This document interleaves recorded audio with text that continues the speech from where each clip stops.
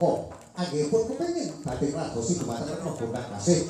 Namun pusananipun menika sesingipun tutur Bathari Sri. Mula mengkono Kanjeng Kresna, tutur Bathari Sri. Ana dawuh pangandikamu kangge Prabu Bathara Kresna.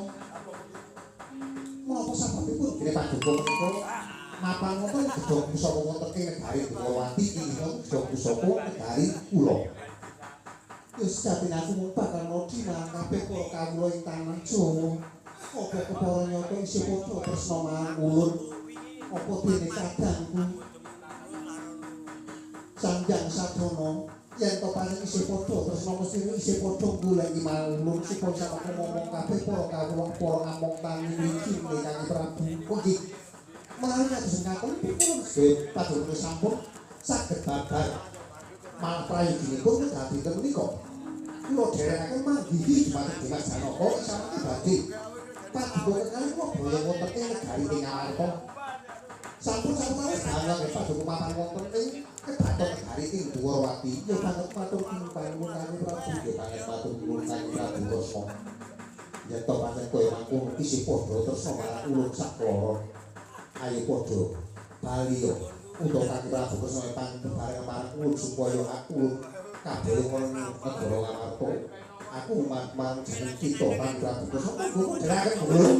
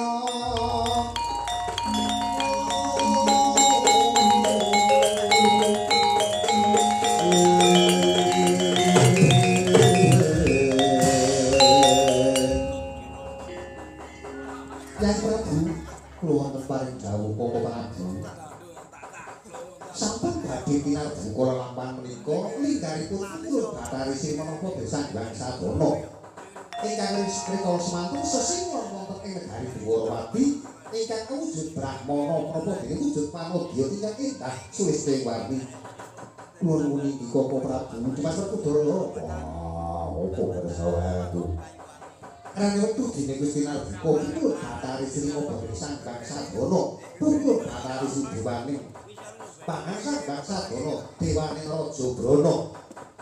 Terus bebareng mapun tangan tak boyong ana ing desa Galmenik kene. Supaya desa Galmenik sak kawulan tasah pinaringan ayom-ayom tentrem.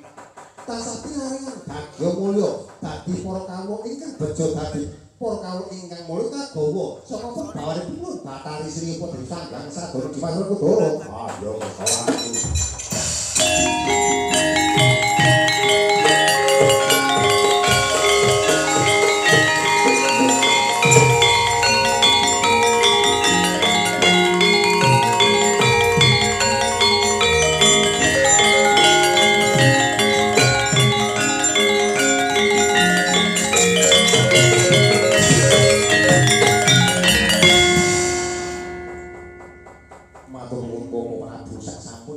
Sanggang Sadana menapa dene pukulun Bathari sampun kaboyong wonten negari Ngamarta mliginipun wonten ing dusun Tegal mriki mugi tansah saged ndayani tata tentremipun para kawula Tegal mriki wonten badhe kekirangan Sanggang Boga Raja Brana saha sanes-sanesipun Para Prabu Tresna inggih Yayi mila saking menika sedaya sampun badhe tinambuka kula badhe asung pangandikan dumateng Dimas Werkudara mbok pirmake wonten payu-payung mengsah ingkang samangke badhe damel boten tentrepun negari Ngamarta mliginipun wonten para kawula wonten mriki sedaya kula sumanggahaken monggo Dimas Werkudara wah terus ora metu njogok ing samengga ana para kawula utawa bangsa kuwi bayi kang bakal gawe ora tentreming negara Ngamarta utawa ing papan kene mangsa bodho tak pasang Dimas Werkudara. Wah, aku apik persoalanku.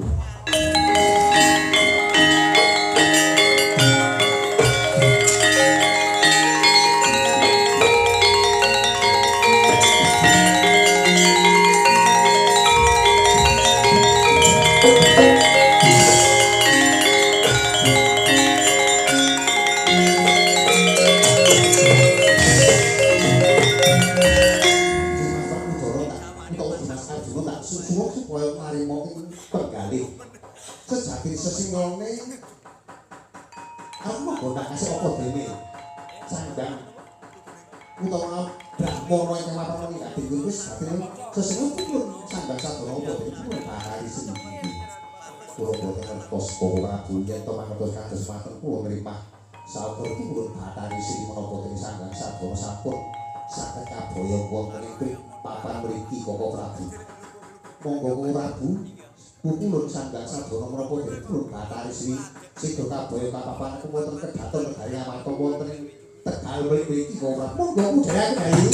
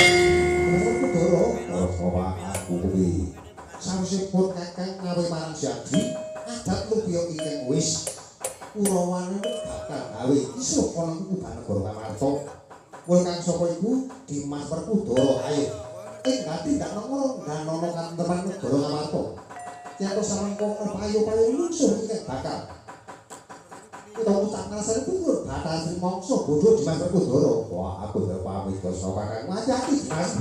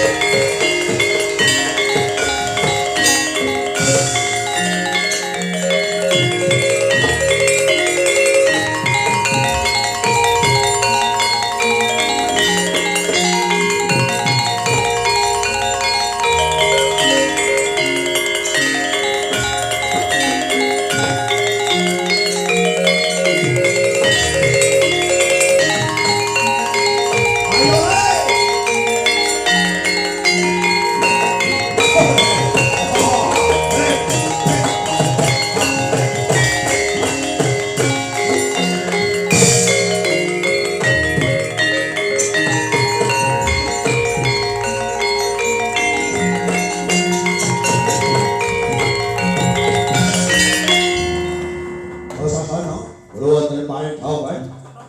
Krungu tembang rawat-rawat yen tepuk itu jenenge Retno Gondang Pasir wis kaboyong ana negara ing Amarta. Mula kang saka iku mangsa bodho perkara angger Prabu utawa angger Ratu Banwati aku ingkang supaya goleki ing samangku supaya aku dunya negara wis wah iki paling bicara Purwadya Bala. Dipun jaluk buku jaluk. Jaluk.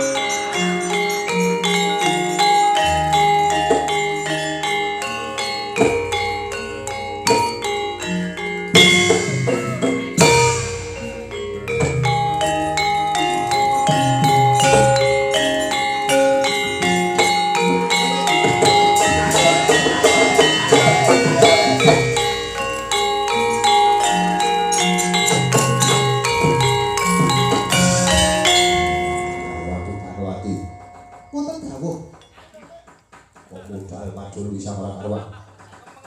Mboten menapa-menapa wis. Ora sadar ngono ayo bali nang Datuk Guru Mestina. Boten piye. Kok ulah ati wae. Ayo gelem ayo ora kembali. Ora utuh negara Mestina, ora tentrem para kawulan monggo prosesaken sinuwun.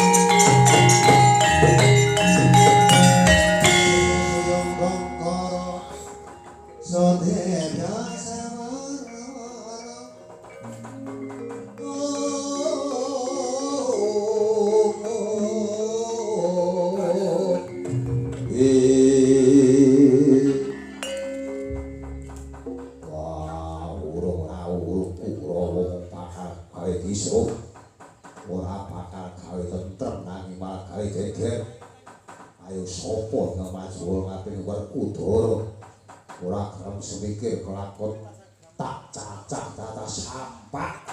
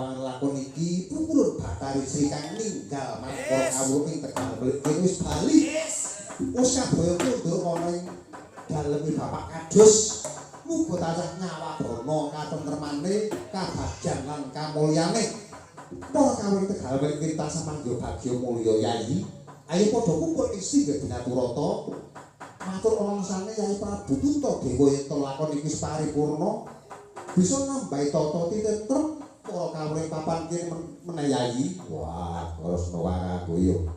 Biar pancen kuwi tak turki terus bawa kakang. Ayo bareng mangkul kakang Yai.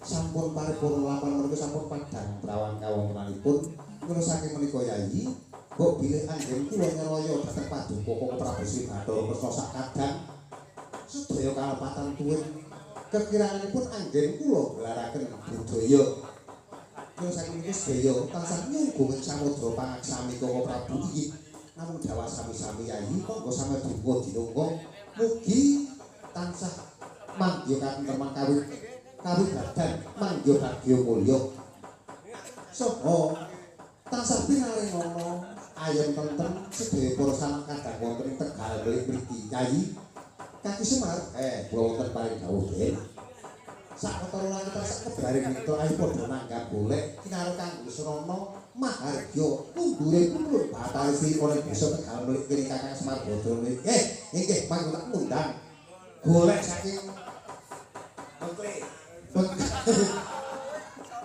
Pun monggo.